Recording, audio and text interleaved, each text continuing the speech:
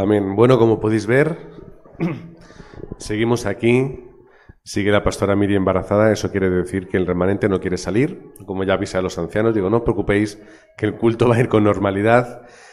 Pero ya, médicamente, de esta semana no pasa. O sea, médicamente ya los médicos van a dar un día durante esta semana en la que vamos a entrar, por lo que el domingo que viene será un domingo con un remanente más en la iglesia, como Dios así lo ha querido. Hemos leído en Efesios capítulo 6, versículos del 10 al 20. Hoy nos vamos a centrar más en los versículos que llegan hasta el 17. Y hace Pablo hace una presentación muy interesante de lo que es el Evangelio y de lo que es la realidad espiritual. Y esta relación que Pablo la hace muy inteligentemente, dando por entendido que todo el mundo sabría y habría visto alguna vez a un soldado romano. Por lo tanto, Pablo, muy inteligentemente, lo que hace es tomar la referencia de un soldado romano y la coloca de frente para hacer una comparación que además tampoco es suya, porque lo que Pablo transmite no es suyo, y eso lo vamos a ver un poquito después. Él lo toma de las referencias del Antiguo Testamento del libro de Isaías. Pero esto es lo importante. Lo importante que Pablo quiere expresar a través de esta metáfora es una realidad espiritual que nosotros tenemos que vivir y tenemos que tener en cuenta en nuestra vida. ¿Cuál es la realidad espiritual que nosotros tenemos que tener en cuenta? Es que la lucha que tiene la Iglesia y el cuerpo de Cristo no es una lucha física, es una lucha espiritual. Que esta lucha que nosotros a veces tenemos con el mundo, que parece que los cristianos tenemos que pelearnos con todo, no es una lucha entre persona y persona, o entre persona y organización, que es una lucha espiritual entre el Evangelio, el pacto de Dios, lo que está en el corazón del Padre, con la obra del enemigo. Y esto es una realidad muy relevante en nuestra vida, porque estamos siempre luchando, no sé si os dais cuenta, desde una perspectiva humana. Siempre luchamos desde la perspectiva humana. Nos esforzamos humanamente. Vamos a las personas y les intentamos a veces rebatir personalmente. Y tenemos que lidiar con el trabajo, y lidiamos con los estudios, y lidiamos con las personas de nuestro alrededor, lidiamos con las familias. ¿Pero qué ocurre? ¿El mundo espiritual existe o no existe? ¿Es algo que vemos, no vemos? Las personas viven en esta circunstancia. Y este es el problema, no comprender la realidad espiritual, no comprender aquello que te hace tener la victoria. Versículo 10, fortaleceos en el Señor y en el poder de su fuerza. ¿Dónde está la fortaleza? Ya te está hablando desde esta perspectiva. No intentes cargar tus fuerzas humanas porque son finitas, son limitadas. No vas a poder. Fortalécete en el Señor, en el poder de su fuerza. ¿Qué es la realidad del creyente? La realidad del creyente es que tiene una respuesta y una bendición, que es no tener una victoria con tu poder y tu capacidad, es tener una victoria con el poder y con la fuerza que viene del Padre. Todos hemos llegado a puntos de decir, es que no puedo más, es que estoy cansado, es que estoy harto, es que no se puede. Se ha pensado, baja un poco el volumen, porfa, el general. Siempre estamos luchando de esta forma.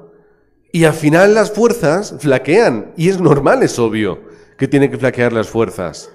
Que estamos hartos del trabajo, que estamos hartos de la familia, que nos hartamos los unos de los otros mutuamente, de forma recíproca,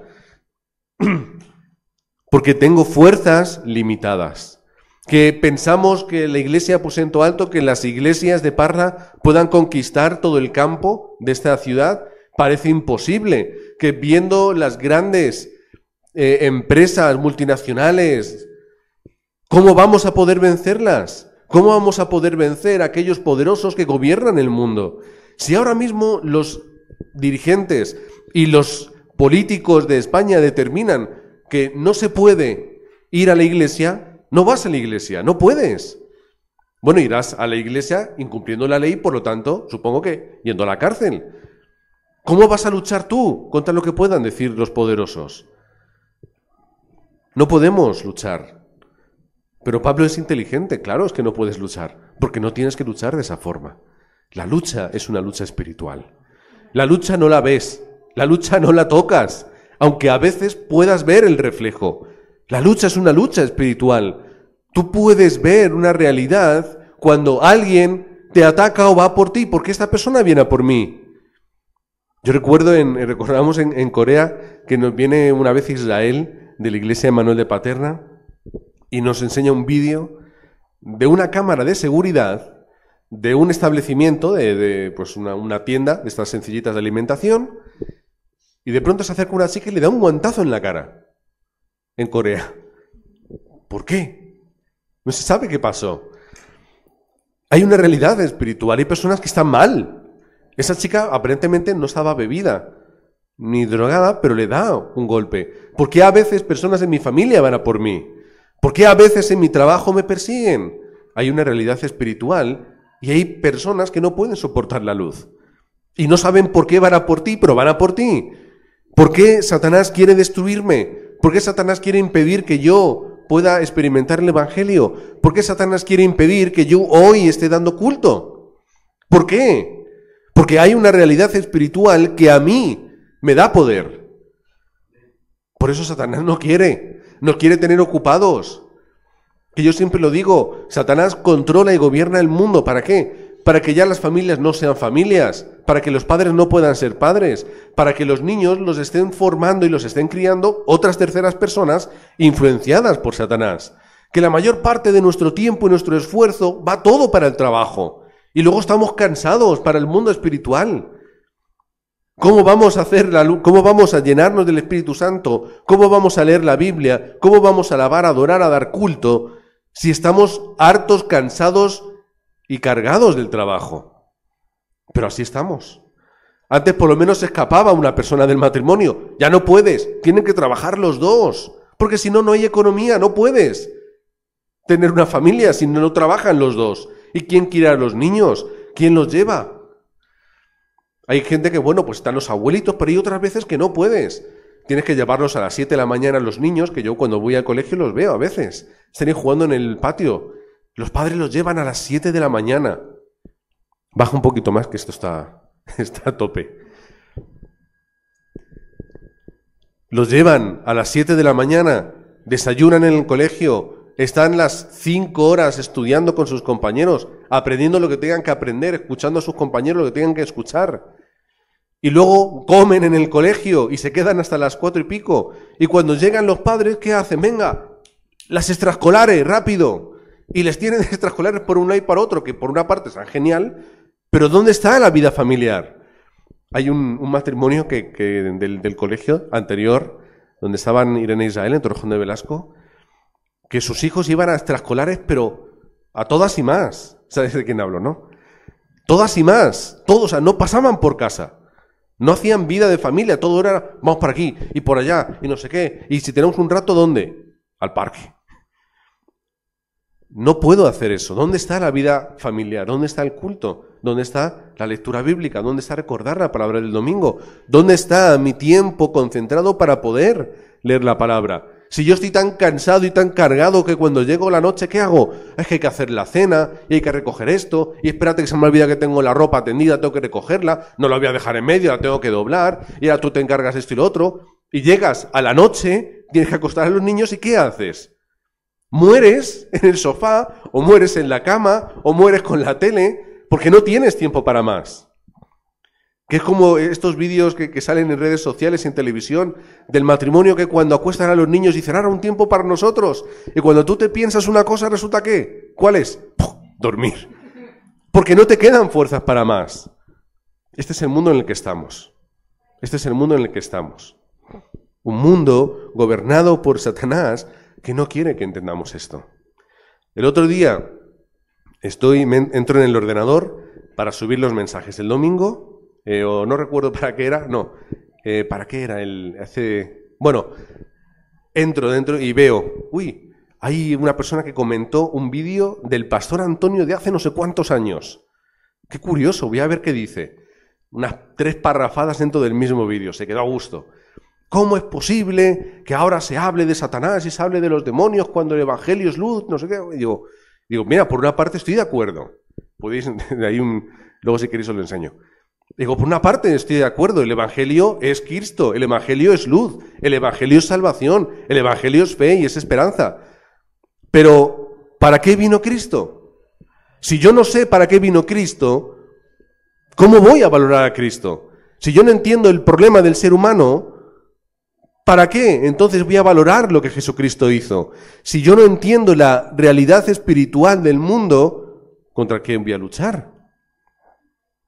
Por eso nosotros no predicamos el evangelio de oscuridad del mundo y de Satanás, predicamos el evangelio de Jesucristo, pero entendiendo por qué y para qué. Y aquí Pablo lo está haciendo con los efesios.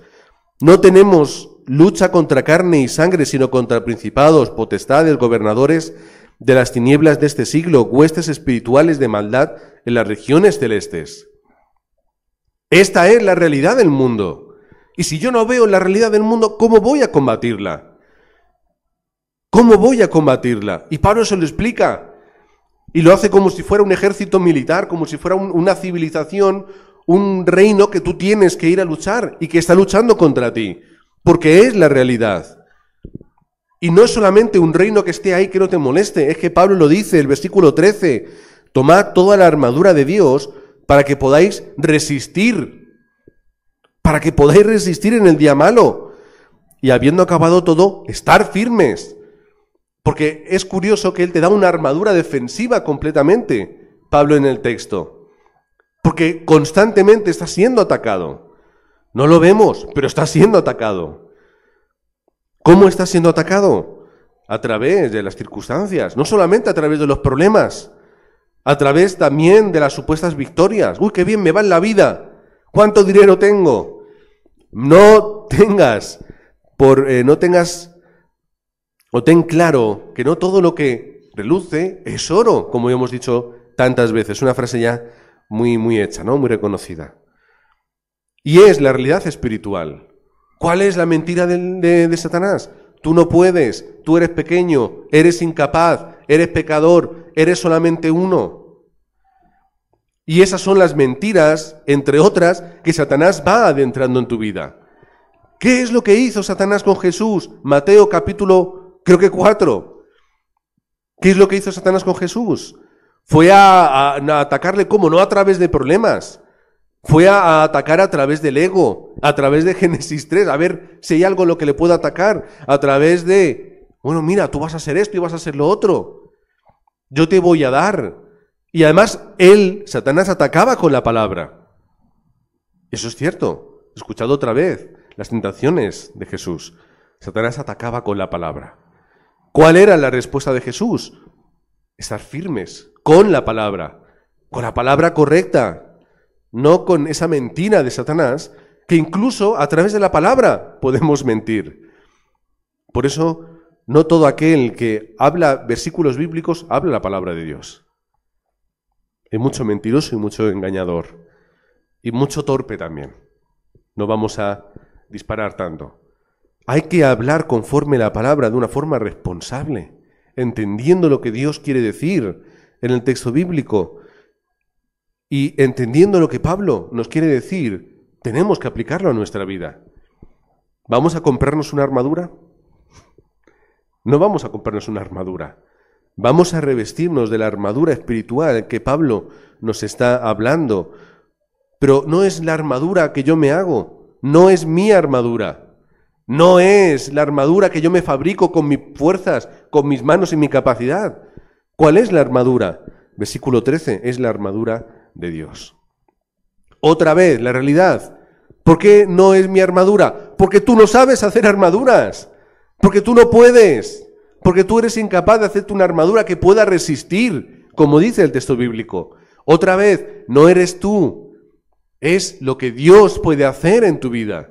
Es la dependencia nuestra de la obra de Dios, en la cual yo puedo decir, soy incapaz, soy pequeño. pero tengo la armadura de Dios. Esta es la respuesta. Versículo 14. Estad pues firmes, ceñidos vuestros lomos con la verdad. Es decir, ¿de qué está hablando? Del cinturón. Ceñido el cinturón que lo sujete y lo aguanta todo. ¿Qué es lo que usaban en aquel tiempo y seguimos usando nosotros hoy? ¿Pero con qué? Con la verdad del Evangelio. Con la verdad que es sobre toda mentira del enemigo. Ten cuidado, súbete bien, cíñete bien, apriétate el cinturón para que no se te caigan las cosas, que no se te caiga la espada, que no se te caiga lo que tienes atado. Cíñete bien, sujétate bien a través de la palabra del Evangelio, no de la mentira del mundo, no de la mentira de Satanás, no de la mentira del que tienes alrededor. Es la verdad de que Jesús es el Cristo, es el Hijo del Dios viviente y a través de Él tienes toda respuesta. ¿Cuál es la verdad? Jesucristo es la verdad. ¿No dijo Él, yo soy el camino, la verdad y la vida? ¿Cuál es la verdad? Es el Evangelio de Jesucristo. Es lo primero que dice. Cíñete con la verdad del Evangelio. No caigas en las mentiras que dicen otros. No caigáis en lo que dice el mundo y la sociedad, lo que dicen los modernos o aquellos que quieren avanzar muy rápido. ¿Cuál es la verdad del Evangelio? ¿Cuál es la verdad de la palabra de Dios? Que Cristo ha venido a darnos todo. Consumado es la verdad absoluta. Ya está la obra hecha en la cruz, por lo tanto, ¿qué nos queda a nosotros? Experimentarlo y disfrutarlo, ya está toda la obra. Es el mensaje de la gracia en el que Pablo digamos que se acomoda en contra del legalismo, en contra de la religiosidad, en contra de cosas que hacemos nosotros. Experimenta la gracia del Evangelio. Otra vez más, versículo 10. Fortalécete, ¿en qué? En el Señor y en su fuerza. Eso es gracia.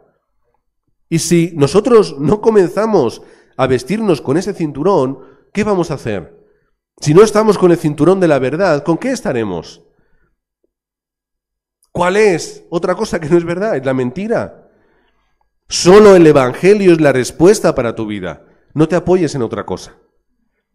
Solamente Jesús es el Cristo, era el mensaje que Pablo llevaba a todas las personas, porque es la verdad absoluta.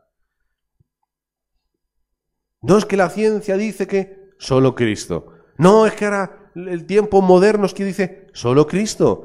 No es que ahora tú tienes que solo Cristo. Ya está. ¿Hay más verdad en la palabra de Dios? No, aquí está toda la verdad que necesitamos. La gracia de Cristo, la llenura del Espíritu Santo y el respaldo del trono celestial. Y Pablo sigue describiendo la coraza. Bien, ya tienes clara cuál es la verdad, ¿sabes cuál es la verdad de Cristo? Vamos a seguir avanzando. Segunda parte del versículo 14.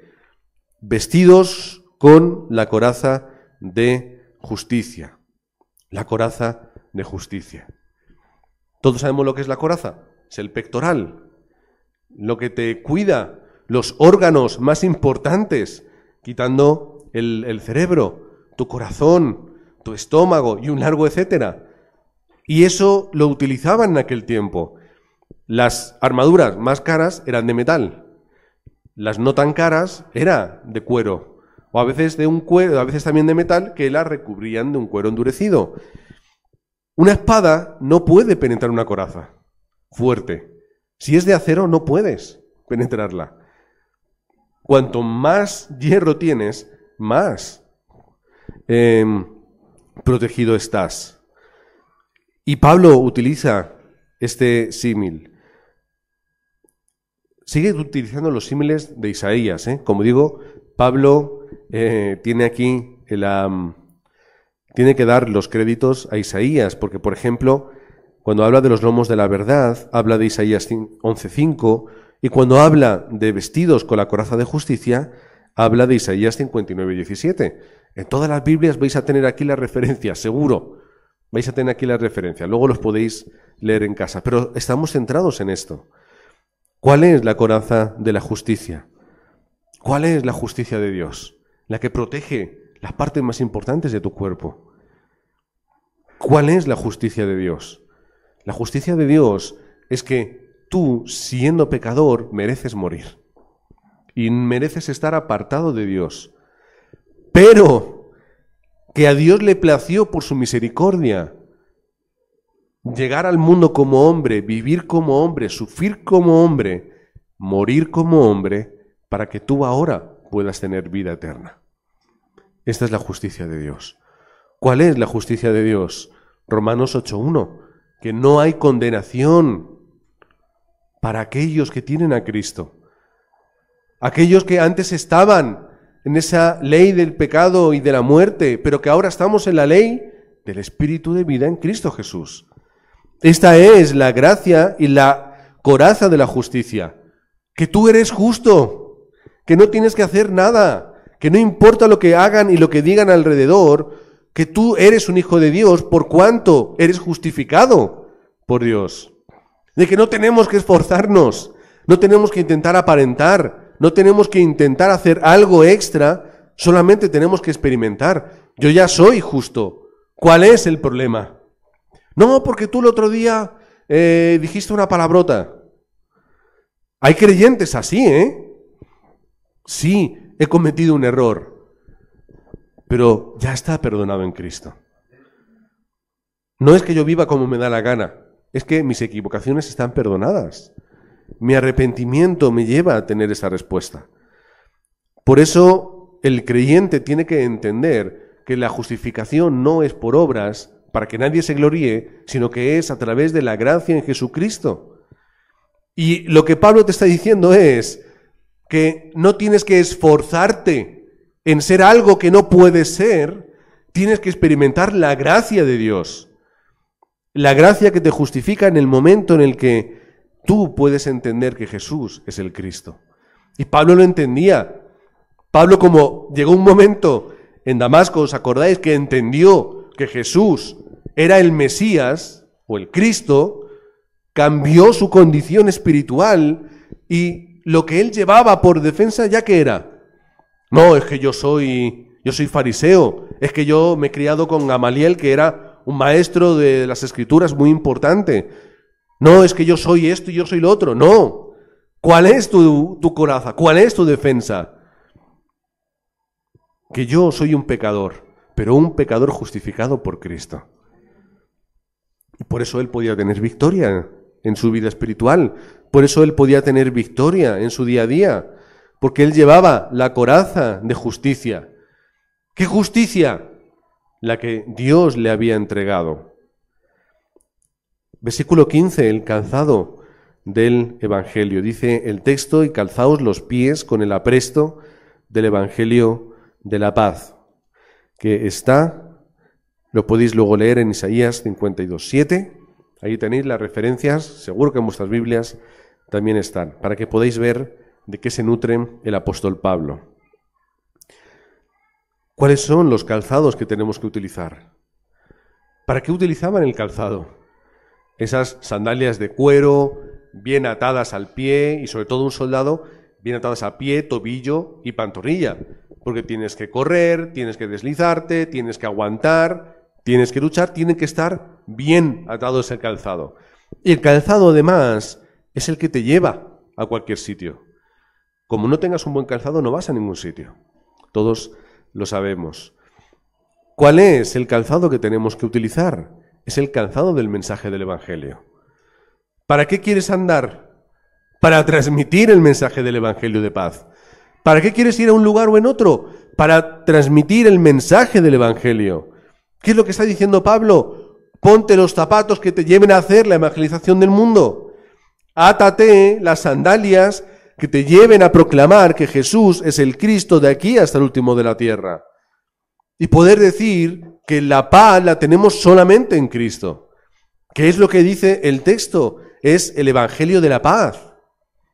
No es el Evangelio del legalismo, no es el Evangelio del miedo, del si tú no eres perfecto vas a ir al infierno. No es el Evangelio de aquellos que dicen, si no vas a la iglesia todos los domingos, no eres un creyente. O incluso el Evangelio, como hemos hablado esta mañana con Juan, si tú no hablas en lenguas, no eres salvo. No eres un hijo de Dios. Hay personas que lo piensan, ¿vale? Y un largo etcétera. ¿Cuál es el Evangelio? Es el Evangelio de la paz. Es el Evangelio de la paz. Del mensaje de la paz. ¿Cuál es el mensaje de paz? ¿Quién vino a dar ese mensaje de paz a los hombres? Jesucristo. ¿No? Eso se hablaba cuando nació Jesús. Paz a los hombres, ¿no? ¿Por qué paz? Porque ya tienes que descansar. Deja de luchar. Deja de esforzarte. Deja de ir a contracorriente y disfruta de la paz del Evangelio. Pero esa paz del Evangelio que tú experimentas tiene que ser proclamada en el mundo. Tiene que ser proclamada. Pablo se ataría bien sus zapatos y lo que hizo en su vida fue proclamar que Jesús era el Cristo. Lo proclamó a judíos, lo proclamó a gentiles, a griegos, romanos, no importaba a quién.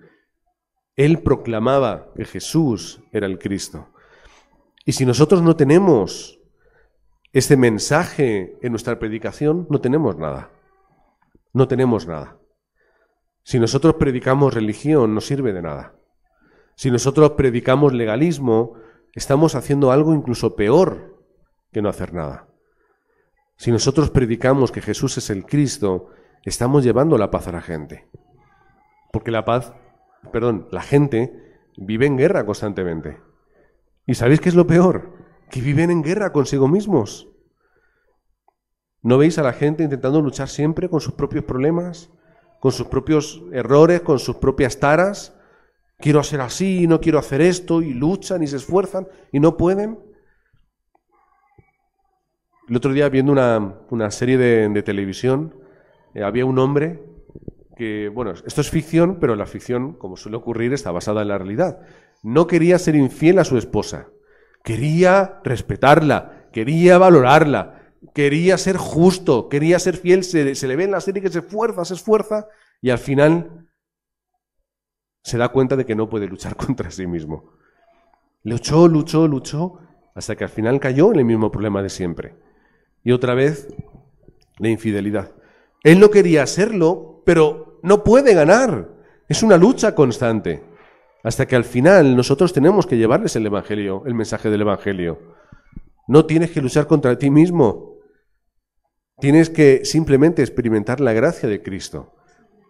Simplemente experimenta la llenura del Espíritu Santo, que empieza a cambiar ese Génesis 3 que hay en tu vida y te empieza a santificar, a perfeccionar, a separar, a apartar, para que tú seas hoy alguien nuevo y diferente. No es luchar en contra mis adicciones y mis problemas, es recibir gracia, gracia y más gracia. ¿Cómo voy a tener victoria sobre aquello con lo que no puedo vencer? Lo repetimos en el versículo 10. Fortalécete en el Señor y en el poder de su fuerza. Es decir, tú no puedes, pero sí lo puede hacer Dios. Para Dios todo es posible, no hay nada imposible. Y como nos adelantaba Alberto y la pastora Juana Mari ayer, esa chica con ese accidente, ese problema cerebral, ese problema tan grave donde los médicos no querían ni despertarla para que no tuviese ningún problema, luego están viendo, uy, mira, un milagro, ¿cómo es posible que esto esté ocurriendo? Cuando Dios quiere obrar, Dios obra. Cuando se cae un edificio encima, literalmente, de una familia, y no hay ni un solo muerto, sino que todos están saliendo del hospital, sanos, magullados con sus cosas, pero están saliendo, y están saliendo recibiendo gracia, y están alabando a Dios, y están siendo conscientes de lo que Dios hace, nos damos cuenta, es algo posible para Dios, imposible para nosotros. Y tenemos el testimonio de esta familia de la iglesia en Cantabria. Es la obra absoluta de Dios que puede cambiar incluso a una persona. Fíjate tú lo que puede hacer Dios, algo tan sencillo como cambiar a alguien. Y este es el mensaje que tenemos que llevar al mundo. Versículo 16. Después de ceñirnos con el cinturón de la verdad, la coraza de la justicia, calzarnos el calzado del Evangelio de la paz, Pablo nos dice, tomad el escudo de la fe. tomad el escudo de la fe. El escudo de la fe. ¿Por qué el escudo de la fe? Para empezar, ¿por qué el escudo? ¿No podemos vivir así con el pecho descubierto, no? ¿Así? Yo no quiero escudo, lo tiro fuera.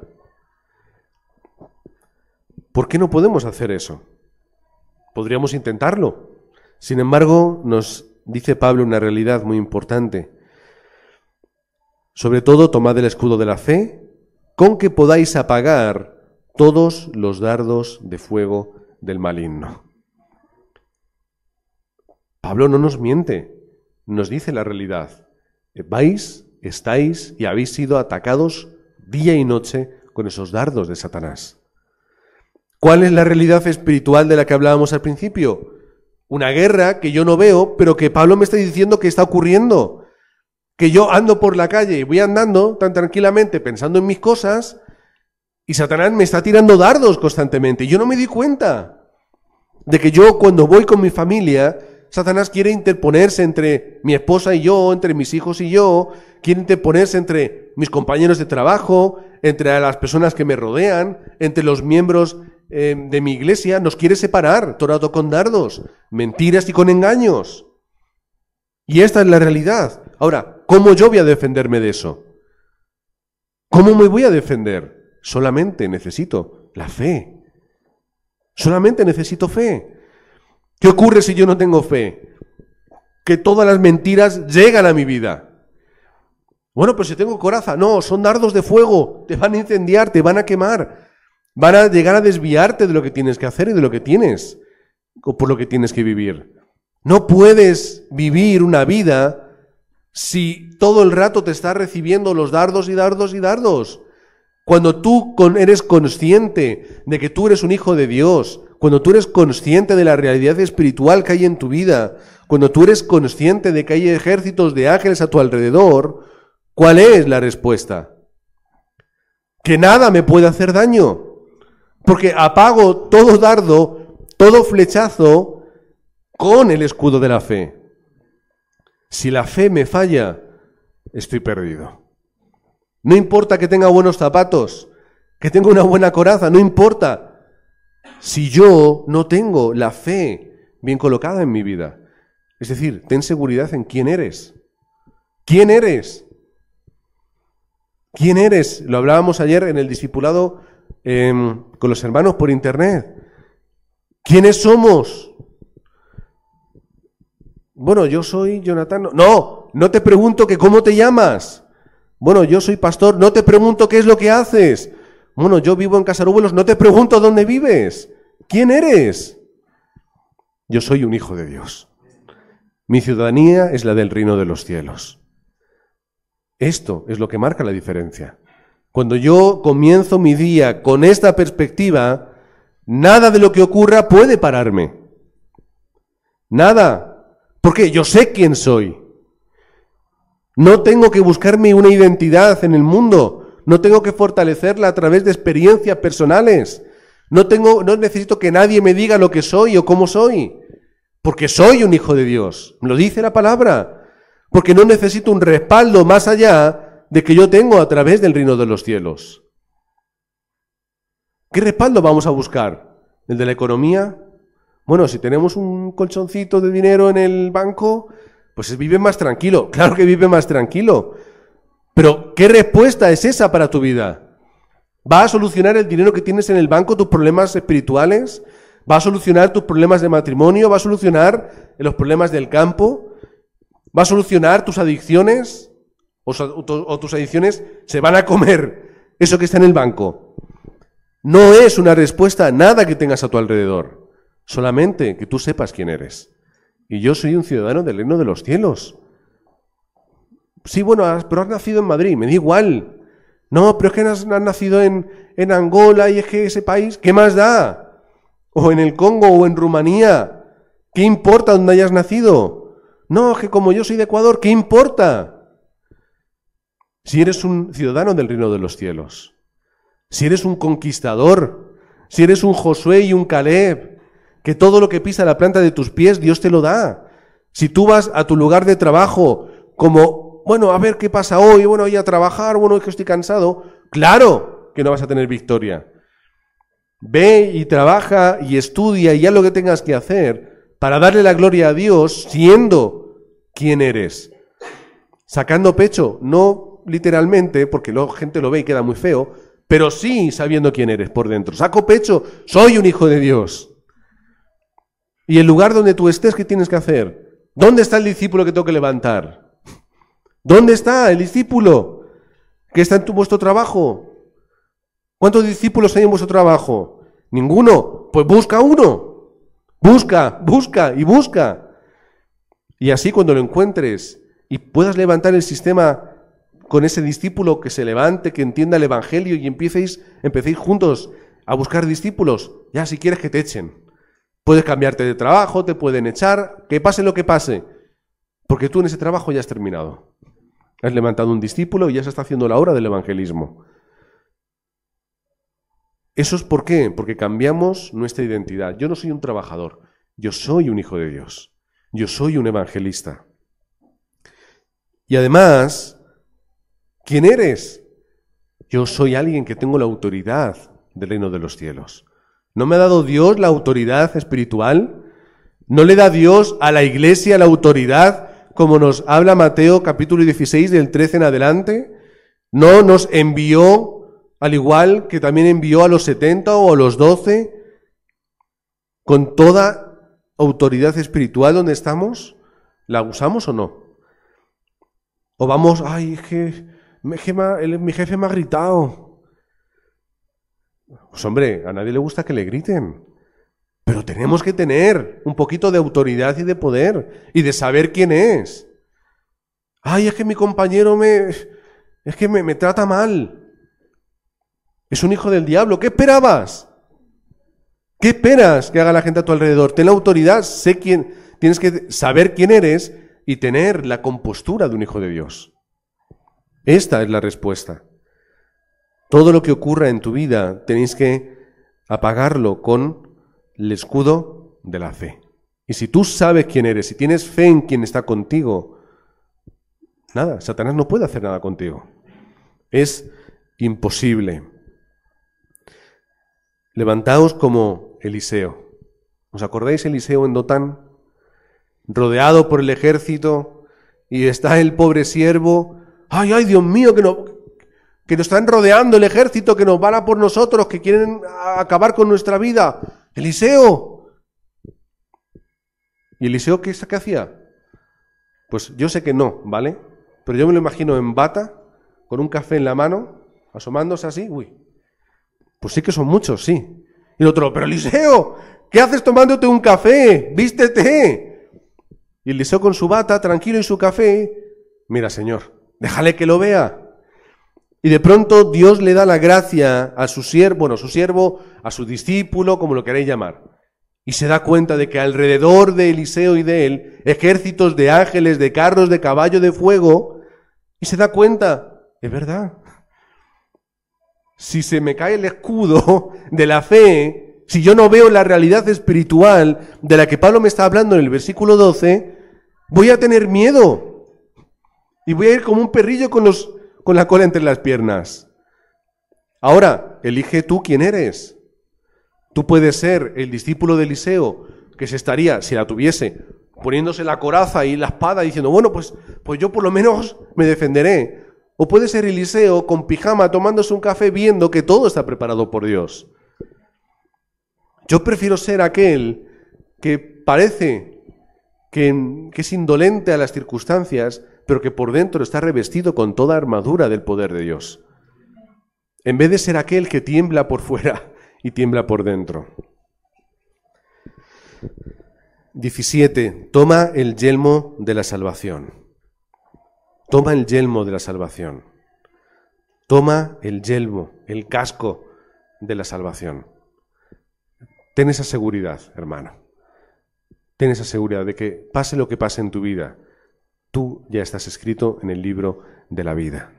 Y ese Espíritu Santo que está en tu vida no se va a ir. Dios no le gusta tu pecado, a Dios no le gusta esas cosas. Dios te ama a pesar de eso. Que es por lo que hay una canción que tiene ahí, ¿cómo tal y como somos, Dios nos amó, ¿no? Dice la canción. ¿Cómo? Que habría que cambiarla. Habría que cambiarla. Dios no ama mis partes desagradables, no ama mi pecado, no ama esas cosas. Dios no las ama. Dios me ama a pesar de esas cosas. Por eso tendríamos que cantar, a pesar de cómo yo soy, Dios me ama. A pesar de esas cosas, Dios me ha dado la vida eterna. Dios me ha dado la salvación, me ha dado esa identidad y autoridad. Si no lo tenemos claro en nuestra vida, vamos a ir sin casco. Que cualquier golpe es un problema. Por lo tanto, os bendigo en el nombre de Cristo, para que podáis, por último, tomar la espada del Espíritu, que es la palabra de Dios. Todo está aquí. Todo está aquí. Si nosotros perdemos esto, lo perdemos todo. Por eso no creo en ministerios de personas que traen nuevas cosas. Yo creo en aquellos, o confío, o comparto, o puedo colaborar con aquellos que basan su ministerio aquí. No en lo que Dios me ha dicho, Dios me hace sentir, en lo que aquí está. No os fiéis ni siquiera de lo que sentís vosotros. No os fiéis de vuestro corazón, porque es engañoso. Confiad en la palabra de Dios. Y revestíos con esta armadura, que no es vuestra, que es la armadura del Evangelio, para que podáis tener victoria y podáis tener esa espada. Ahora es así, Pablo nos habla de un arma que ataca. Antes todo era defensa, pero está hablando de la espada. Solo vamos a tener victoria a través de la palabra. Solo vamos a tener victoria en nuestra vida cuando podamos tomar esta palabra. Solo vamos a tener victoria en el campo cuando prediquemos con esta espada. Solo vamos a poder vencer cuando esto sea la realidad en nuestra vida. Si yo pierdo la espada, mejor que me esconda. En una batalla, si pierdo la espada, mejor que me esconda. Por esto mismo, disfrutad de lo que tenéis a través de la palabra. Dios, Padre, gracias porque nos has dado esta armadura que nos reviste y nos prepara para la batalla espiritual en la cual tenemos una victoria garantizada. Porque tú nos dices a través de la palabra, de las Escrituras, que tú pisaste la cabeza de la serpiente, tú aplastaste como la simiente santa la cabeza del enemigo. Y esa es la victoria que nosotros estamos disfrutando hoy. Gracias, Padre, porque en Romanos 16:20 nos lo vuelves a recordar. Dijiste, y pronto pondré a Satanás bajo vuestros pies. Gracias, Padre, porque nos has dado la autoridad y la victoria por adelantado. Solamente te pedimos, danos la gracia y la determinación para levantarnos como ese Eliseo que comprendía la victoria espiritual garantizada y no ser como su discípulo que tenía miedo por lo que veía alrededor. Que podamos revestirnos con esta armadura que es espiritual y olvidarnos de este mundo físico que ya está acabado. Poder tener esa victoria que viene del interior, que viene de tu poder, que viene de tu obra, para que podamos tener victoria en el mundo. Oramos en el nombre de Jesucristo. Amén.